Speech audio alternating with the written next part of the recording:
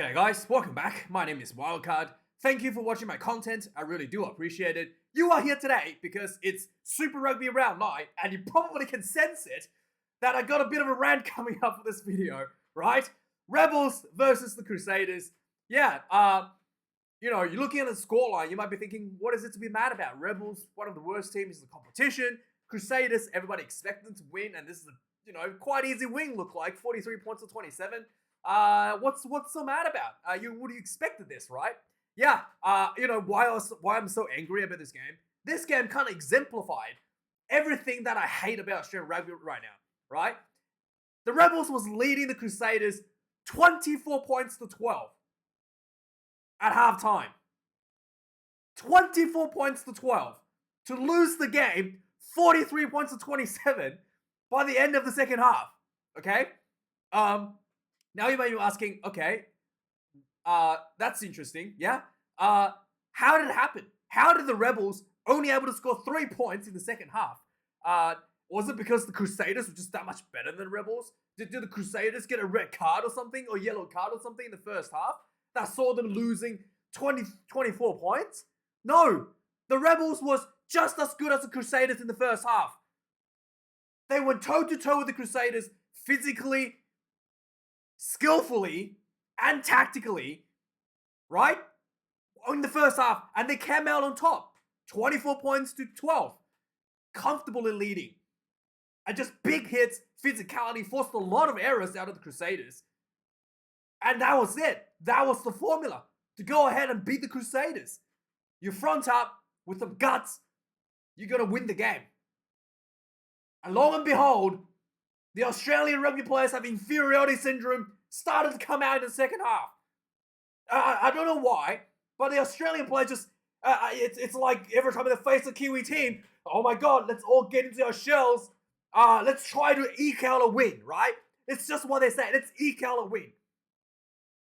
The one opportunity they had in the second half, they decided to kick for 3 points.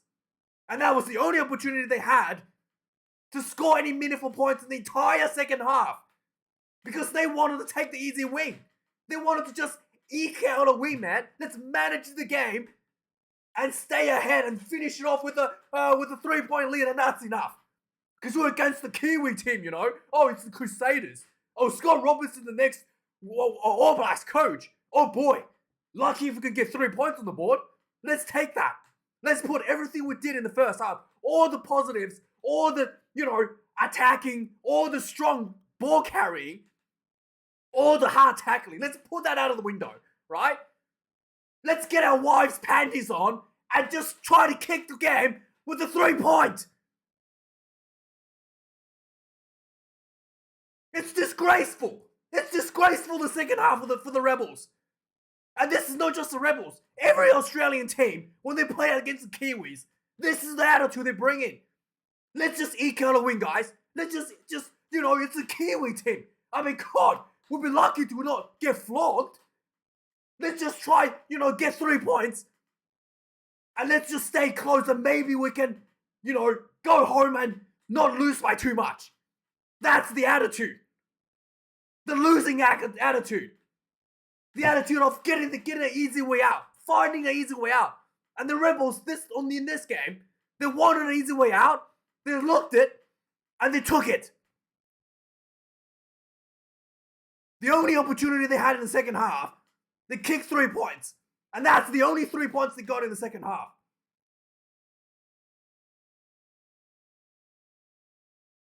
Australian rugby for you. You're a rugby player. And this is the attitude you bring into this professional game. You might as well not play, right? You might as well not play. You had a 12-point lead going to halftime. And you're throwing that away. You just completely throwing that away. There's no other way to say it. You showed everybody in the world. You had the talent.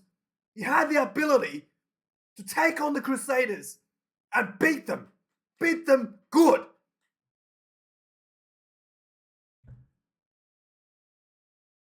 You just decided to come out in the second half and you looked for it. You wanted an easy way out. Oh my God, the pressure is insurmountable. Oh God, let's find a way to just end this, right? And you found it. You found a 43 points loss.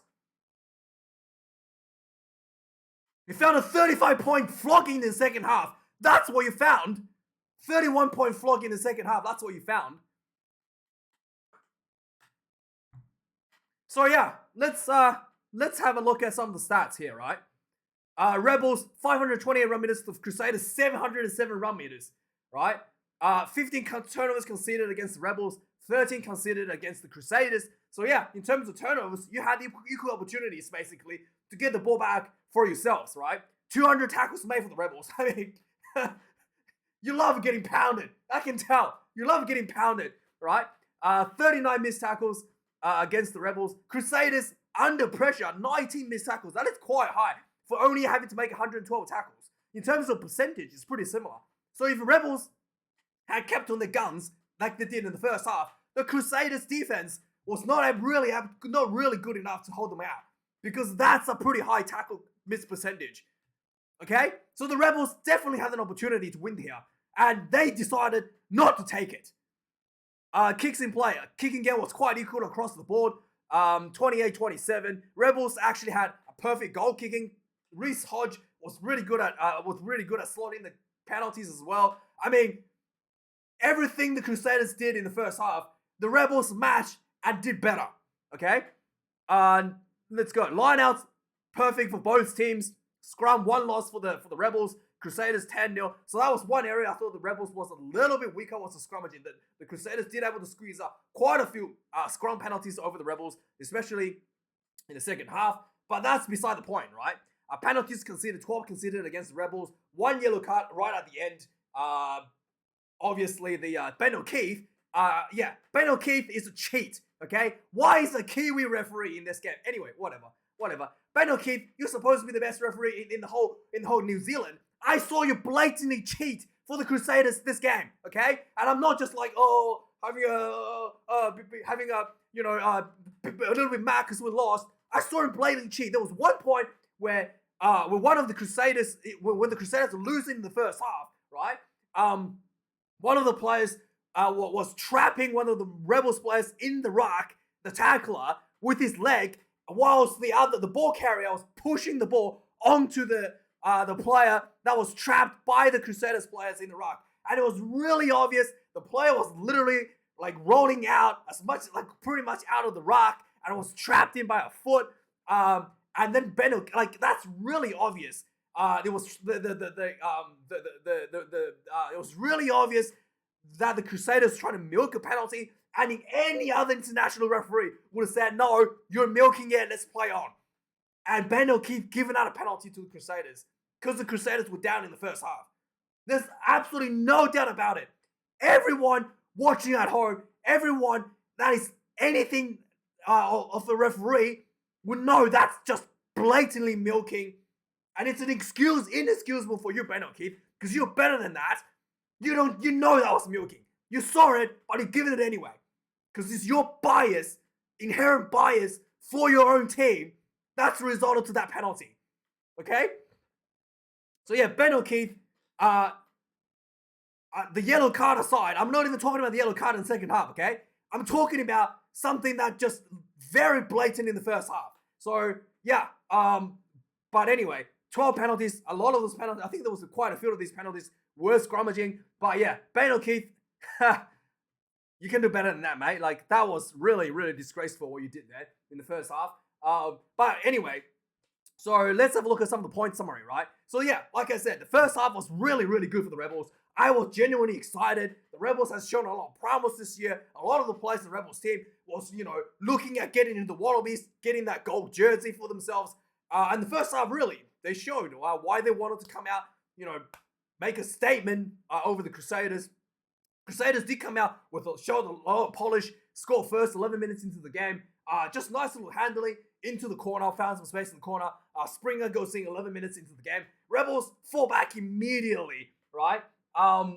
They basically, they fall back immediately, got inside the Crusaders 22, and just sustained pressure on the Crusaders, closer to trial, and eventually Wilkins, I think he did, he was at number 9 position, he picks up and just saw a gap, did a little dummy, just darts through for the first try for the Rebels.